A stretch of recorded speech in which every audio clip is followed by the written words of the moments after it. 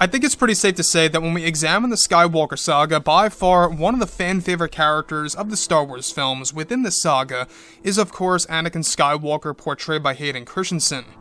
This is Mike Zero. Make sure to subscribe if you are new to the channel for future Star Wars content.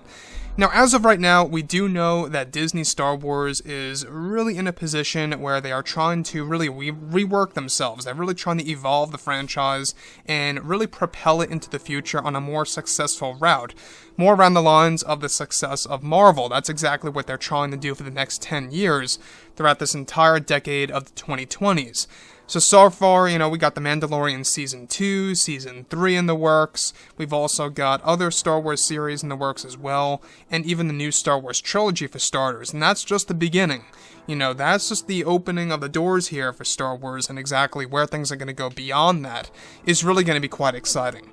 Now, everything related to the Rise of Skywalker, we do know that this production was very shaky, right? It had a lot of changes, a lot of adjustments, if you will, because of Lucasfilm's Kathleen Kennedy, and a big part of that had all to do with Kathleen Kennedy disliking many elements of what J.J. Abrams, Chris Terrio, and George Lucas were trying to apply to this story that would conclude the Skywalker saga. I don't know if you guys knew this, but JJ originally was going to incorporate a lot of the original ideas by Colin Trevorrow from his original script called Duel of the Fates, which was the original episode 9. Now, on top of all of this, what's really intriguing all has to do with actor Hayden Christensen, and of course the character of Anakin Skywalker, where now that both Disney and Lucasfilm are finished with the Rise of Skywalker, they are focused on their new trilogy of films, as well as the new Star Wars universe. Currently, Disney has multiple plans in order to create a better future for the Star Wars brand, in order to make it more successful than it ever was before.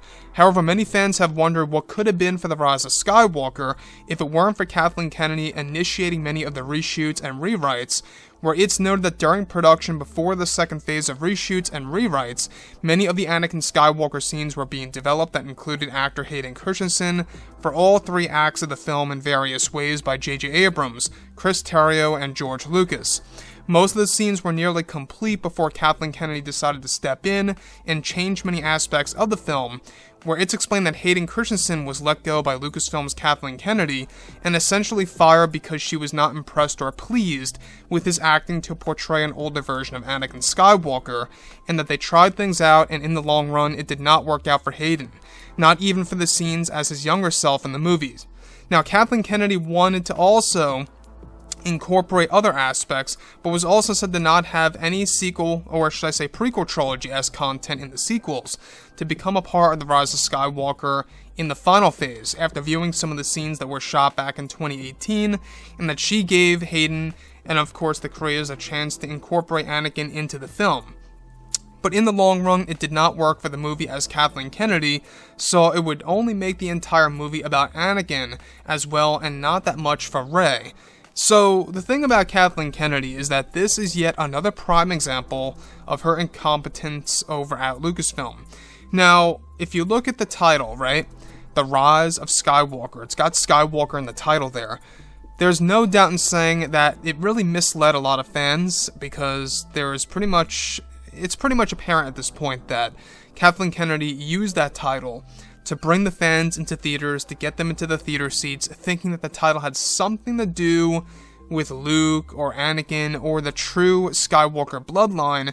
Meanwhile, in reality, all it really had to do was with Rey Palpatine calling herself Rey Skywalker for 3 seconds at the very end of the movie, which was quite insane to me, honestly, and that's just my take on things. So when we look at a character like Anakin and how Hayden actually worked very hard on those scenes and was let go eventually and fired essentially by Lucasfilm's president Kathleen Kennedy because she did not eventually want any prequel trilogy as content in her actual Star Wars movie. Now, it really just shows you why in the world would Kathleen Kennedy do this to begin with? Well, this is nothing new by Kathleen. We've seen this, pretty much time and time again, where she starts something and then she ends things. She starts something and she ends things. It's a vicious cycle. We've seen this with the directors for Solo. We've seen this for the various directors and writers for Episode 9 and even The Force Awakens and other material out there that, pretty much goes on and on and on. The new trilogy, by the way, David Benioff and D.B. Weiss, they eventually had creative differences and also wanted to work more with Netflix because of Kathleen Kennedy's interruption with how they wanted to do things with those 3 Star Wars films. And like I've said before in the past, when we look at everything related to Kathleen Kennedy, that's pretty much her makeup when it comes to Star Wars. That's how she handles things. It's always this imbalance, this up and down cycle, where you have somebody on board, whether it's a creator or an actor, whatever have you, or a specific key element of the movie, and then it's let go.